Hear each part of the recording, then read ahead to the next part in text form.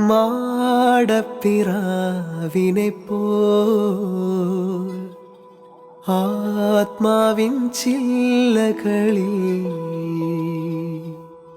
ചേക്കേറി വീശണമേ. ഈശോ മിശിഹായ്ക്ക് സ്തുതിയായിരിക്കട്ടെ. ഈശോയിൽ ഏറ്റവും സ്നേഹം നിറഞ്ഞവരെ എല്ലാവർക്കും ഈശോയുടെ നാമത്തിൽ സ്നേഹ വന്ദനം. പരിശുദ്ധാത്മാവേ വരണമേ. ധ്യാന തീർത്ഥയാത്രയുടെ 10ാം ദിവസത്തിലേക്ക് നമ്മൾ പ്രവേശിക്കുകയാണ്. നാളെ പന്തക്കുസ്ത തിരുനാൾ നമ്മൾ ഓർക്കുമ്പോൾ, പ്രാർത്ഥിക്കുമ്പോൾ തമ്പുരാൻ്റെ കരുണയുടെ വലിയ നിറവ് നമ്മുടെ കൂടെ ഉണ്ട് എന്നുള്ളത് നമുക്ക് മറക്കാതിരിക്കാം. ആത്മാവിൻ്റെ വലിയ അഭിഷേകത്തിനായി നമ്മൾ ഈ ദിനങ്ങളിൽ കൂടുതൽ ആഗ്രഹത്തോടെ ദാഹത്തോടെ പ്രാർത്ഥിച്ച് ഒരുങ്ങുകയായിരുന്നു. പ്രിയമുള്ള സഹോദരങ്ങളെ, തീക്ഷ്ണമായ ആഗ്രഹത്തോടെ ഇന്ന ദിവസം നമുക്ക് പ്രാർത്ഥിക്കാം. പരിശുദ്ധാത്മാവേ, ഒരു കൊടുങ്കാറ്റായി എൻ്റെ ജീവിതത്തിലേക്ക് ആഞ്ഞടിക്കണമേ. എൻ്റെ ജീവിതത്തെ അങ്ങ് ഏറ്റെടുക്കണമേ. നിന്റെ അഭിഷേക ശക്തിയാൽ എന്നെ വിശുദ്ധീകരിക്കണമേ എന്ന് നമുക്ക് പ്രാർത്ഥിക്കാം.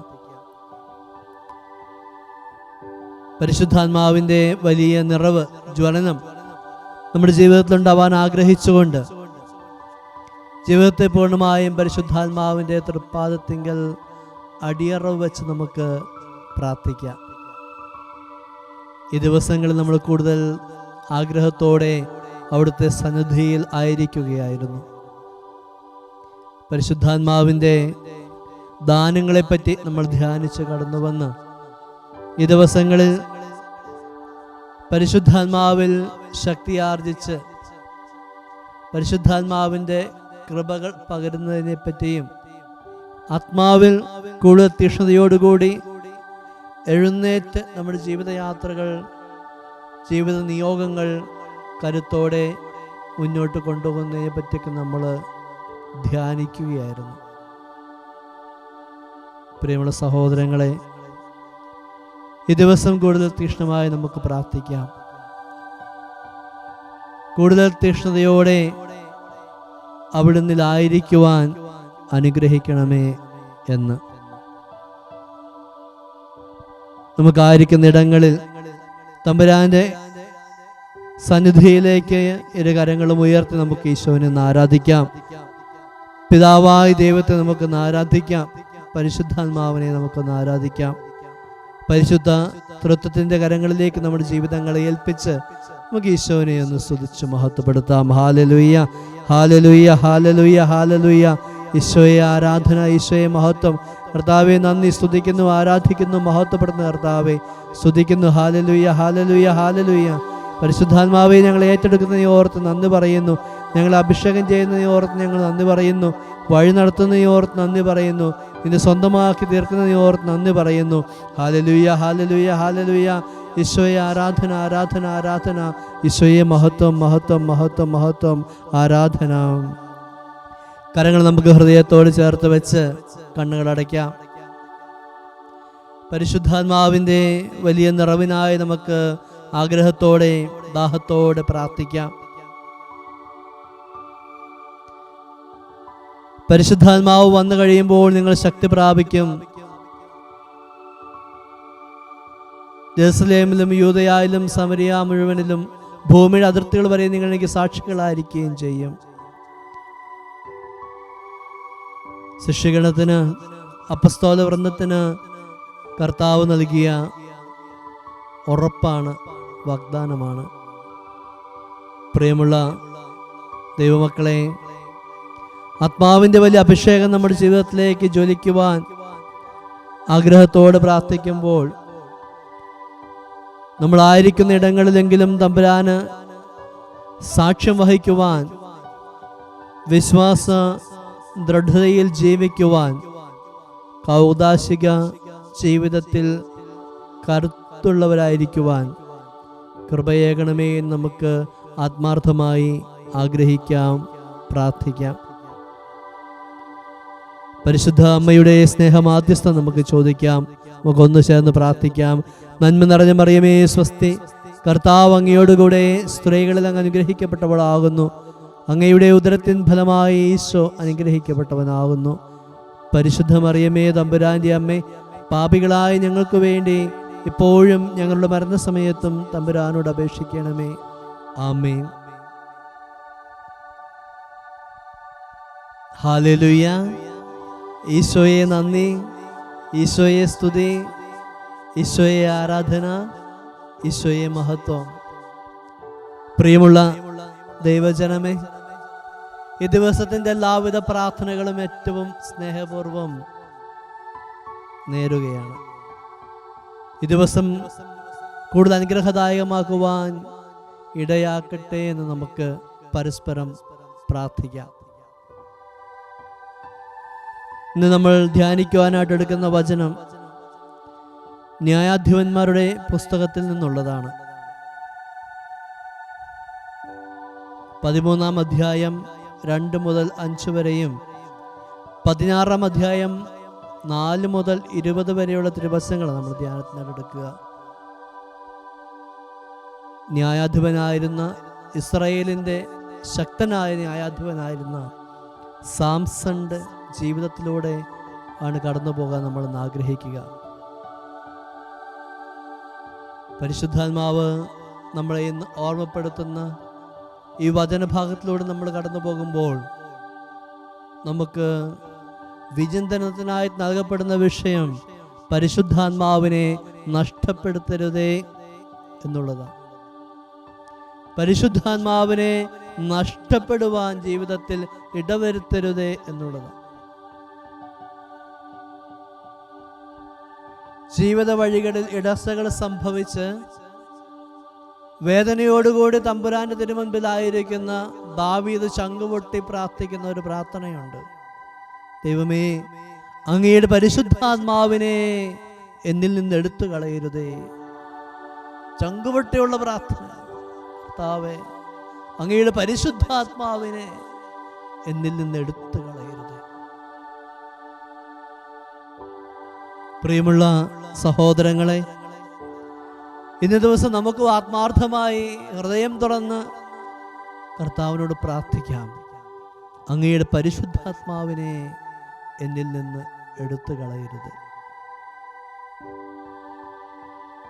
നമ്മളെല്ലാവരും പരിശുദ്ധാത്മാവ് വസിക്കുന്നു, പരിശുദ്ധാത്മാവ് നമ്മളെ നയിക്കുന്നു എന്ന് നമ്മൾ അടിയുറച്ച് വിശ്വസിക്കുന്നു. അതങ്ങനെ തന്നെ ആവട്ടെ എന്ന് നമുക്ക് ആത്മാർത്ഥമായി ആഗ്രഹിക്കാം, പ്രാർത്ഥിക്കാം. കാരണം പരിശുദ്ധാത്മാവിൻ്റെ സാന്നിധ്യവും വരവും നമ്മിൽ ഒത്തിരിയേറെ ആത്മീയ ശക്തിയും ഊർജവും തേജസ്സുമൊക്കെ പ്രദാനം ചെയ്യും. പക്ഷേ പരിശുദ്ധാത്മാവ് നഷ്ടപ്പെട്ടു പോകുന്നത് ചിലപ്പോൾ നമ്മൾ അറിഞ്ഞെന്ന് പോലും വരികയില്ല. സാംസന്റെ ജീവിതത്തിൽ സംഭവിക്കുന്ന ഏറ്റവും വലിയൊരു അപകടവും അത് തന്നെയാണ്. സാംസൺ ദൈവത്തിന്റെ തെരഞ്ഞെടുക്കപ്പെട്ടവനായിരുന്നു. ന്യായാധിപന്മാരുടെ പുസ്തകം 13-ാം അധ്യായം 2-ാം തിരുവചനത്തിൽ നമ്മളിങ്ങനെ വായിക്കും. സോറായിൽ ദാൻ ഗോത്രക്കാരനായ മനോവ എന്നൊരാൾ ഉണ്ടായിരുന്നു. അവന്റെ ഭാര്യ വന്ധ്യയായിരുന്നു, അവൾക്ക് മക്കൾ ഇല്ലായിരുന്നു. കർത്താവിന്റെ ദൂതൻ അവൾക്ക് പ്രത്യക്ഷപ്പെട്ട് പറഞ്ഞു, നീ വന്ധ്യയാണ്, നിനക്ക് മക്കളില്ല, നീ ഗർഭം ധരിച്ച ഒരു പുത്രനെ പ്രസവിക്കും. അതുകൊണ്ട് നീ സൂക്ഷിക്കണം, വീഞ്ഞോ വീര്യമുള്ള പാനീയങ്ങളോ കുടിക്കരുത്, അശുദ്ധമായതൊന്നും ഭക്ഷിക്കുകയും അരുത്. നീ ഗർഭം ധരിച്ച് ഒരു പുത്രനെ പ്രസവിക്കും. അവന്റെ തലയിൽ ക്ഷൗരക്കത്തി തൊടരുത്. അവൻ ജനനം മുതൽ ദൈവത്തിന് നാസീർ വ്രതക്കാരനായിരിക്കും. അവൻ ഫിലിസ്ത്യരുടെ കയ്യിൽ നിന്ന് ഇസ്രായേലിനെ വിടുവിക്കുവാൻ ആരംഭിക്കും. പ്രിയപ്പെട്ടവരെ,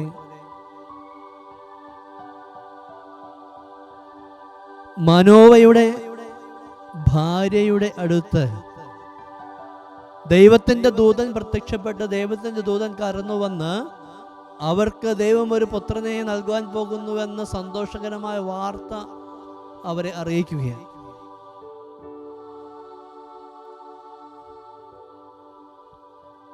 പുത്രൻ ജന്മനാ തന്നെ നാസർ വ്രതക്കാരനായിരിക്കുമെന്നുള്ള ഒരു തീരുമാനം ദൈവം അവളെ അറിയിക്കുകയാണ്. മുടി ക്ഷൗരം ചെയ്യരുത്, മുടി വടിക്കരുത്. അവന്റെ ശക്തി ദൈവം അവനിലേക്ക് ഏൽപ്പിച്ചു കൊടുത്ത ഈ വ്രതത്തിന്റെ പവിത്രതയിലാണ് അടങ്ങിയിരിക്കുക. ദൈവവുമായിട്ടുള്ളൊരു വ്രതം, ഒരു ഉടമ്പടി അവിടെ നടക്കുകയാണ്. അത് സാംസൺ ജനിച്ച് വളർന്ന് ചിന്തിക്കാൻ പ്രായമായ ശേഷം എടുത്ത തീരുമാനമല്ല, പകരം ദൈവം തന്നെ നിശ്ചയിച്ച് ഏൽപ്പിക്കുന്ന ഒരു ദൗത്യമാണ്. സാംസൺ ഈ ദൗത്യത്തിലേക്ക് ഒരുക്കിക്കൊണ്ടുവരുവാനായിട്ട്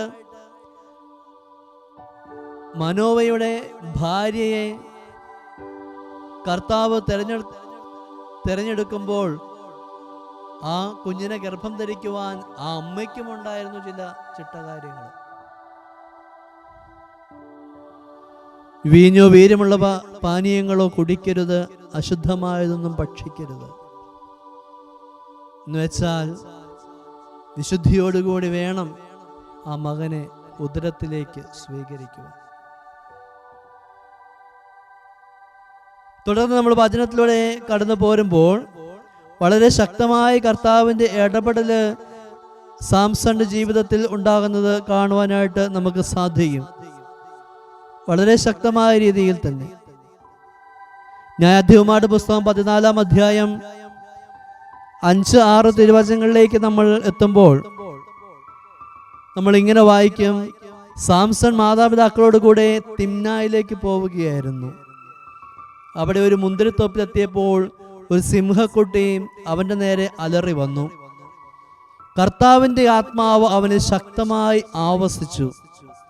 ആയുധം കൂടാതെ ആട്ടിൻകുട്ടിയെ എന്ന പോലെ അവൻ ആ സിംഹത്തെ ചീന്തിക്കളഞ്ഞു.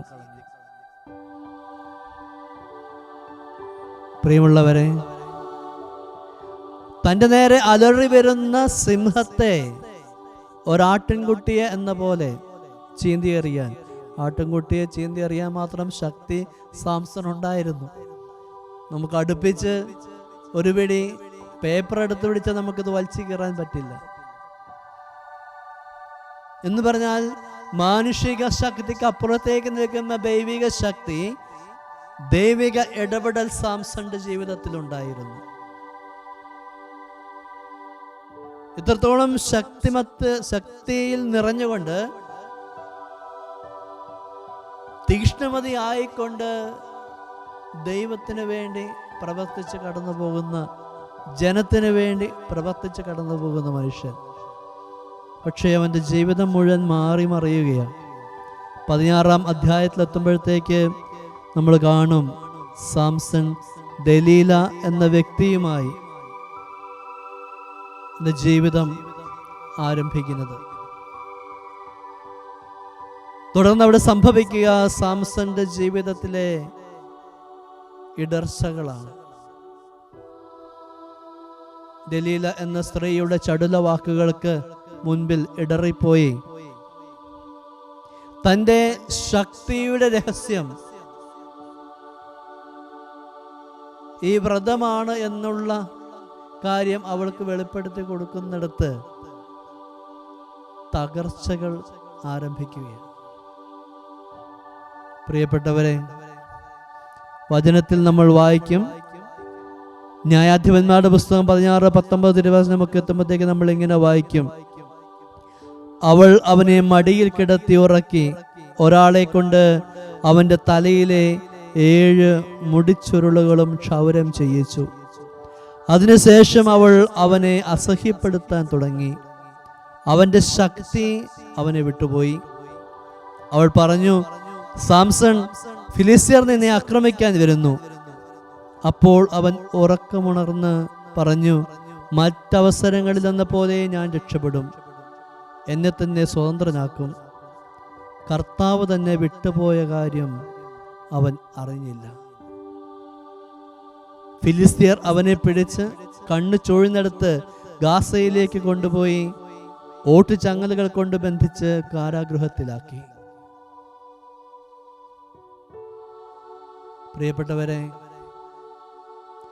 കർത്താവ് തന്നെ വിട്ടുപോയ വിവരം ശക്തനായ ദൈവഹിതപ്രകാരം ദൈവം പ്രത്യേകം തിരഞ്ഞെടുത്ത് ഭൂമിയിലേക്ക് അയച്ച ഇസ്രായേൽ ജനത്തിന്റെ ന്യായാധിപനായ ആ വ്യക്തിക്ക് മനസ്സിലാക്കാൻ സാധിക്കാതെ പോയി. ലോകത്തിന്റെ വഴികളിലൂടെ ഇടറിപ്പോയ നിമിഷം, കൂടെ ആയിരുന്നവളുടെ ചടുല വചനങ്ങൾക്ക് കാതോർത്തുകൊണ്ട് ഏറ്റെടുത്ത ദൈവിക നിയോഗങ്ങളെ മറന്നുപോയ നിമിഷം, ദൈവം ഏൽപ്പിച്ച വിശുദ്ധിയുടെ ഉടമ്പടി, വ്രത ദൗത്യം കൈവിട്ടുപോയ നിമിഷം, അദ്ദേഹം പോലും അറിയാതെ അദ്ദേഹത്തിൽ നിന്നും ആത്മശക്തി ചോർന്നു, ആത്മാവിന്റെ ശക്തി ചോർന്നു പോവുകയാണ്. കൃപ നഷ്ടപ്പെട്ടു പോവുകയാണ്. സ്വാഭാവികമായും അദ്ദേഹം മുൻപെന്ന പോലെ തനിക്ക് രക്ഷപ്പെടാമെന്ന പ്രതീക്ഷയിൽ ചാടി എഴുന്നേറ്റ് ദൈവത്തെ സ്തുതിച്ചുകൊണ്ട് മസ്ലൊക്കെ പിടിച്ചിട്ടുണ്ടാവാം. പക്ഷേ വെറും ഒരു പഴന്തുണിക്കെട്ട് പോലെ ആയിപ്പോയി അവന്റെ ജീവിതം.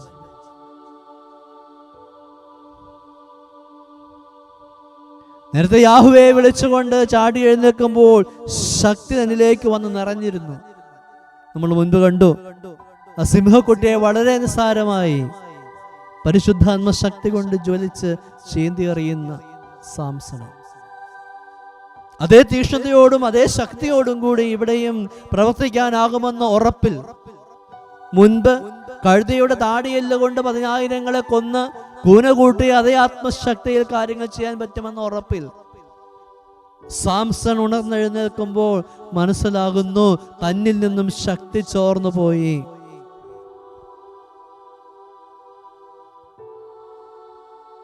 പക്ഷെ അദ്ദേഹത്തിന് അതിനു മുമ്പ് അറിയാനായിട്ട് പറ്റിയില്ല, തന്നിൽ നിന്നും ദൈവിക ശക്തി വിട്ടുപോയ കാര്യം. പ്രിയമുള്ളവരെ, പ്രിയമുള്ള ദൈവജനമേ, പലപ്പോഴും നമ്മുടെ ജീവിതത്തിൽ പറ്റാൻ പോകുന്ന ഒരു അപകടവും ഇത് തന്നെയാണ്. കൂടുതൽ തീക്ഷ്ണതയോടുകൂടി നമ്മൾ മുന്നോട്ട് പോയിക്കൊണ്ടിരിക്കുന്നു എന്നൊക്കെ കരുതുമ്പോഴും പരിശുദ്ധാത്മാവിന്റെ അഭിഷേകം, പരിശുദ്ധാത്മാവിന്റെ ശക്തി, പരിശുദ്ധാത്മാവിന്റെ ഫലങ്ങള് നമ്മുടെ ജീവിതത്തിൽ ഉണ്ടോ എന്ന് ആത്മശോധന ചെയ്യേണ്ടതുണ്ട്. പലപ്പോഴും നമ്മൾ തീക്ഷ്ണതയോടുകൂടി വിശ്വാസ ജീവിതമൊക്കെ വളരെ നന്നായി കൊണ്ടുപോകുന്ന ഉറപ്പോടുകൂടി നമ്മൾ മുന്നോട്ട് പോയിക്കൊണ്ടിരിക്കുകയായിരിക്കും. ഒത്തിരിയേറെ പ്രാർത്ഥനകൾ നമ്മൾ നടത്തുന്നുണ്ടാവാം, ഒരുപക്ഷെ ഉപവസിച്ച് പ്രാർത്ഥിക്കുന്നുണ്ടാവാം, തപ പ്രവൃത്തികൾ ചെയ്യുന്നുണ്ടാവാം, പലതും ത്യജിച്ചുള്ള വിശ്വാസ ജീവിത വഴികളെ പുണരുന്നുമുണ്ടാവാം. പക്ഷേ പരിശുദ്ധാത്മശക്തി, പരിശുദ്ധാത്മാഭിഷേകം, പരിശുദ്ധാത്മാവിന്റെ നിറവ് നമ്മുടെ ജീവിതത്തിൽ ഉണ്ടോ എന്ന് ആത്മശോധന ചെയ്ത് ഓരോ നിമിഷവും മുന്നോട്ട് പോവുക എന്നുള്ളത് പ്രധാനപ്പെട്ടത്.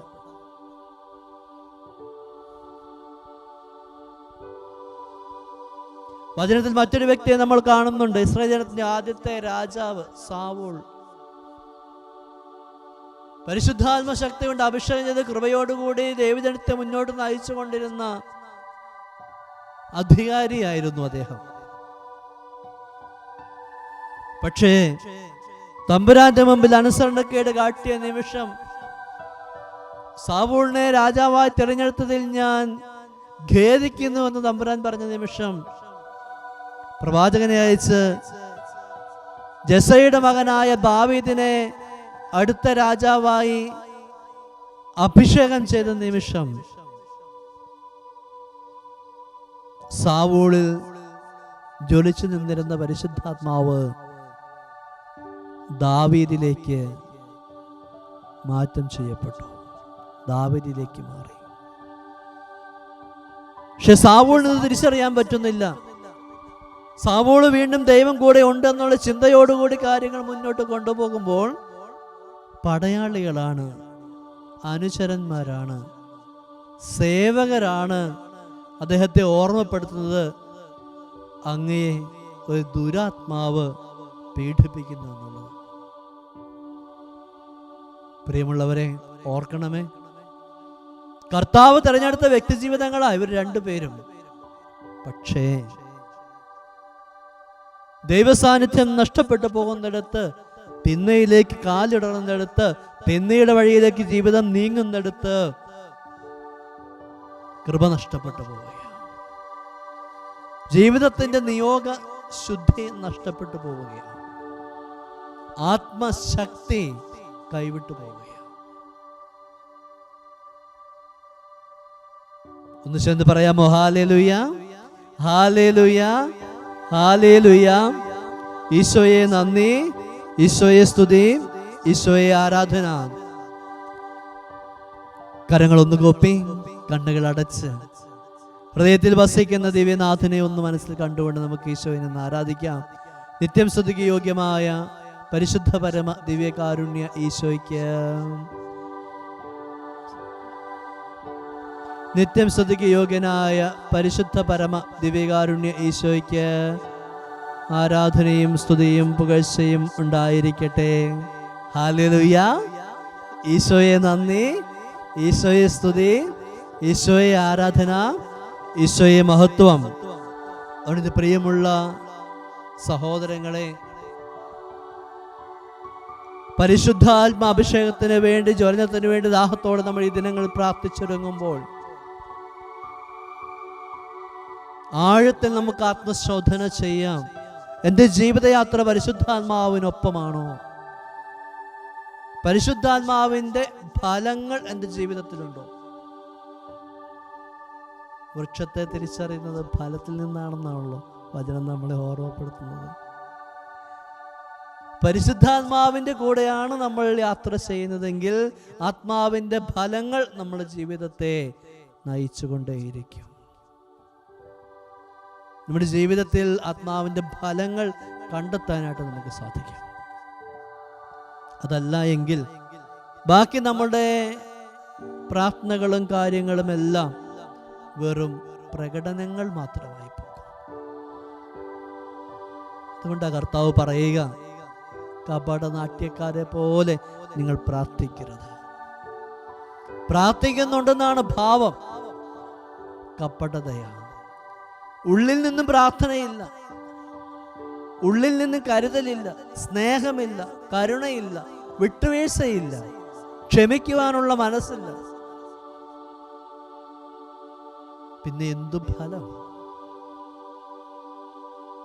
പ്രാർത്ഥനാക്കാരനായിരിക്കുന്നത് കൊണ്ടോ, ദേവാലയത്തിന്റെ ഏറ്റവും മുമ്പിൽ പോയെന്ന് വിശുദ്ധ ബലി അർപ്പിച്ച് കർത്താവിനെ സ്വീകരിക്കുന്നത് കൊണ്ടോ,